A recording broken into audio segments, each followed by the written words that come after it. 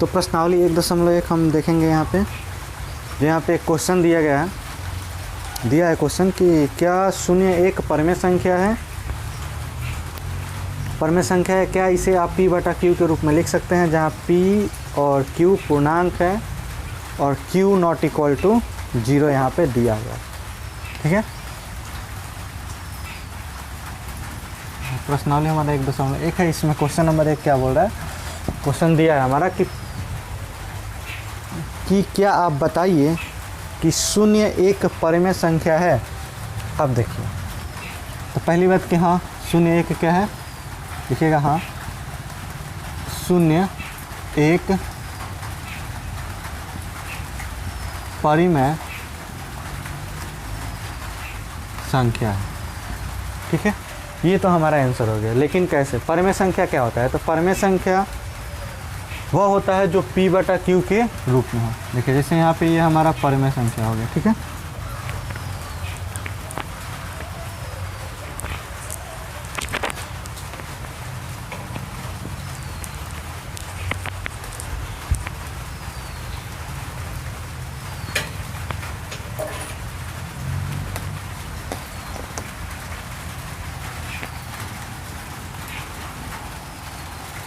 ठीक है, परमेय संख्या। तो परमेय संख्या का डेफिनेशन क्या होता है, तो परमेय संख्या वो होता है जो क्या हो p बटा q के रूप में हो। किस में हो, p बटा q के रूप में। जैसे 1/2, 3/4, 5/6, 3/6, ये सब क्या कौन सी संख्या है हमारी, परमेय संख्या है। लेकिन यहाँ पे देखिए अगर हम 3 लिखते हैं तो 3 के नीचे भी तो 1 लिखा जा सकता है ना। फिर यहाँ पे 4 लिखते हैं तो 4 के नीचे भी तो 1 लिखा जा सकता है। 5 लिखते हैं तो 5 के नीचे भी 1 लिख सकते हैं। अगर 0 लिखते हैं तो 0 के नीचे भी हम क्या लिख सकते हैं, 1 लिख सकते हैं। तो ये तो हो गया ना p बटा q के रूप में।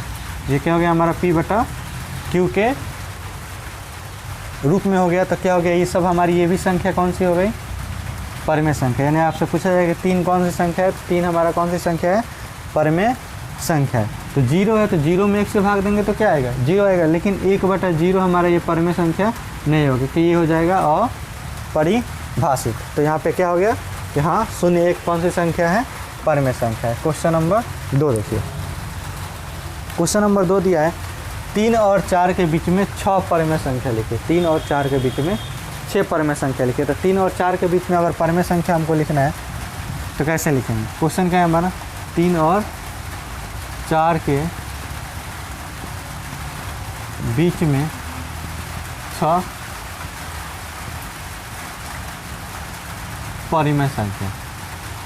ठीक है, हमको लिखना है यहाँ पे। देखिए एक तो दो, इसका बहुत सारा तरीका है। हम सबसे इजी बताएंगे कि इसको दशमलव में कर दिए। जैसे ये हमारा एक संख्या है, अगर हम इसको लिखते हैं, यहाँ पे हो गया 3, क्या लिखेंगे 3.1, 3.2, 3.3, 3.4, 3.5, 3.6, यहाँ पे हो गया 3.7, 3.8, 3.9 और ये हो गया 4। अब देखिए तो 3 और 4 के बीच में कितनी परमेय संख्या हो गई, 1 2 3 4, मतलब पूरा 1 से लेकर 9 तक हमारी परमेय संख्या। हमको लिखना कितना है, 6 लिखना है। यहाँ पे लिख दीजिए 3 और 4 के बीच में 6 परमेय संख्या। यानी कौन कौन सा हो जाएगा, पहली बात 31/10, ये दशमलव है ना, दशमलव का 1 और उसके बाद वाला अंक जो होता है क्या हो जाता है 0। उसके बाद क्या हो जाएगा 32/10, उसके बाद क्या हो जाएगा हमारा 33/10, 34/10, 35/10, उसके बाद 36/10।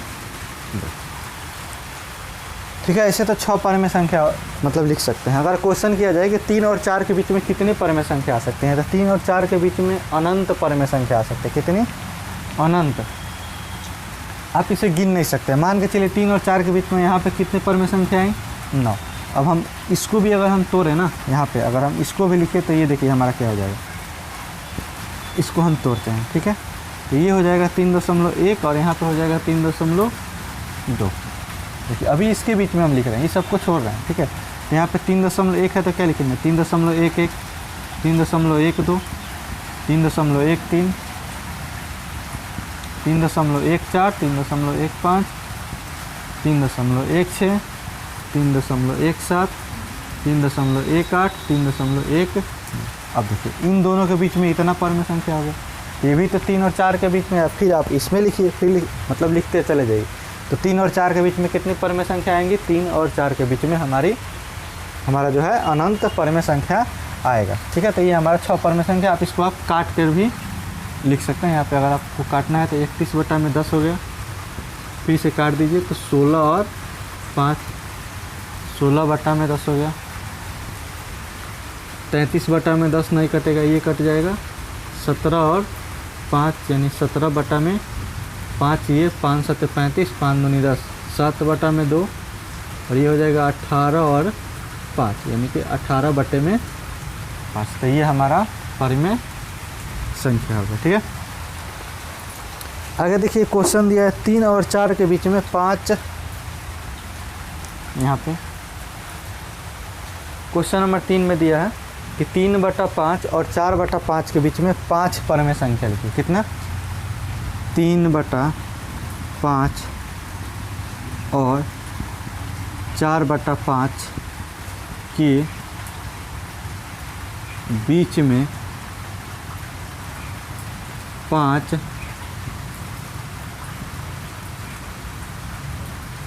परमेय संख्या। ठीक है, अब देखिए तो इसको भी सेम वैसे ही करेंगे। इसको हम दशमलव में करेंगे। ठीक है, इसको ऐसे इसका एलसीएम निकाल कर भी किया जा सकता है। ऊपर नीचे अंश और हर में हम गुना करेंगे तो भी आ जाएगा, लेकिन ये वाला प्रोसेस जो है बहुत ही आसान होता है। देखिए अब यहाँ पे 3 में है तो 3 में हम 5 से भाग देंगे। ठीक है, यहाँ पे हम 3 में 5 से भाग देंगे यानी दशमलव। 5 छके 30 यानी इसका आ जाएगा 0.6 और ठीक है, ये है 4/5 यानी 4 में हम 5 से भाग देंगे। 5/8 40। ये यहाँ पे क्या आ गया?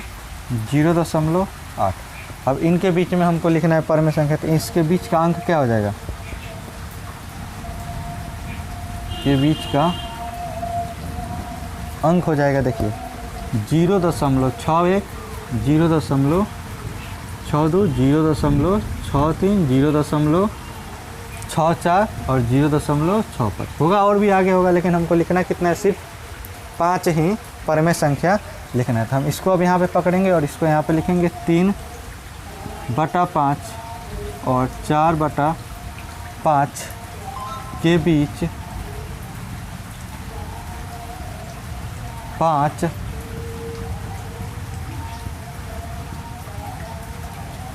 परमेय संख्या। ठीक है, इसी को लिख देना है। कितना हो जाएगा हमारा? 61/10। उसके बाद ये क्या हो जाएगा? 62/10। उसके बाद 63/10। उसके बाद 64/10। उसके बाद 65/10।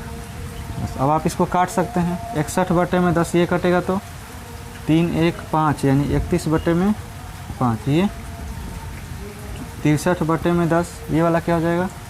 2 3 6, 2 दूनी के 4, 2 5 10 यानी 32/5। ये 13/5 65, 5 दूनी 10 यानी 13/।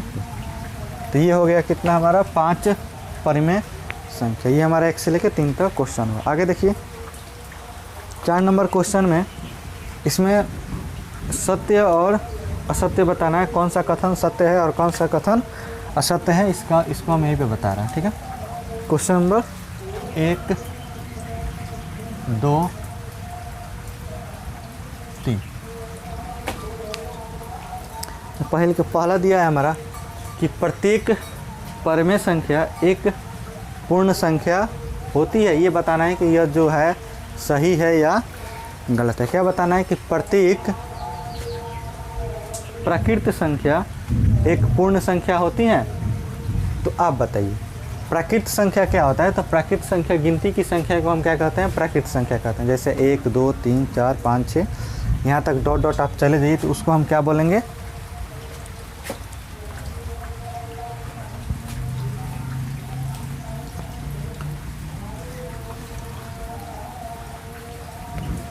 चलिए देखिए प्राकृत संख्या हमारा क्या होता है?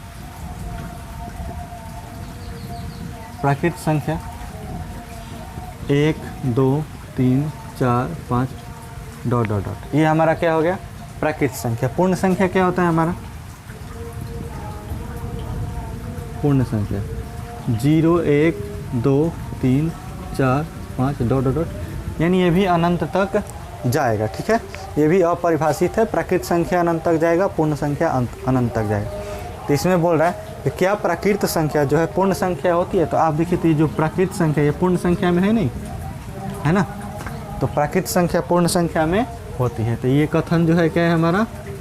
सत्य है। ये हो गया। अब देखिए 2 नंबर क्या दिया है? 2 नंबर दिया है कि प्रत्येक पूर्णांक एक पूर्ण संख्या होती है। तो देखिए जो पूर्णांक होता है हमारा, ये 0 हो गया, ये सब प्लस में जाएगा इधर, ठीक है, ... और इधर निगेटिव होता है यानी माइनस में जाएगा। ये हमारा पूर्णांक हो गया, ये हमारा पूर्ण संख्या हो गया। तो बोल रहा है क्या पूर्णांक पूर्ण संख्या होती है? ये सब तो होगा यहाँ से यहाँ तक पूर्ण संख्या होगा। लेकिन अगर -2 -3 दे दिया जाए तो क्या ये पूर्ण संख्या होगा? तो ये पूर्ण संख्या हमारा नहीं होगा, यानी यह कथन क्या हो गया हमारा? असत्य हो गया। क्वेश्चन 3 देखिए, प्रत्येक परमेय संख्या एक पूर्ण संख्या होती है। इसमें ये बताना है कि जो हमारा परमेय संख्या, जो भी परमेय संख्या है वह पूर्ण संख्या होती है कि नहीं है। पूर्ण संख्या तो परमेय संख्या हो सकती है, लेकिन इसमें बताना है कि क्या प्रत्येक परमेय संख्या पूर्ण संख्या होती है। तो मान के चलिए पूर्ण संख्या तो हमारा ये है ना, 0 1 2 3 4 5, ठीक है। यहीं पे देखिए कहीं पे लिखे हैं, चलिए मान के चलिए इसको हम लेते हैं दशमलव में, ठीक है, 32 है ना। चलिए इसको लिखते हैं 61/10 दिया हुआ है, ठीक है। क्या ये हमारा पूर्ण संख्या है? पूर्ण संख्या तो नहीं है, लेकिन ये हमारा परमेय संख्या तो है, यानी रेशनल नंबर तो है, p/q के रूप में है, ठीक है। इसको पॉइंट में भी लिख सकते हैं, 6.1। तो 61/10 परमेय संख्या है, लेकिन पूर्ण संख्या नहीं है, यानी ये भी कथन हो गया हमारा असत्य, ठीक है।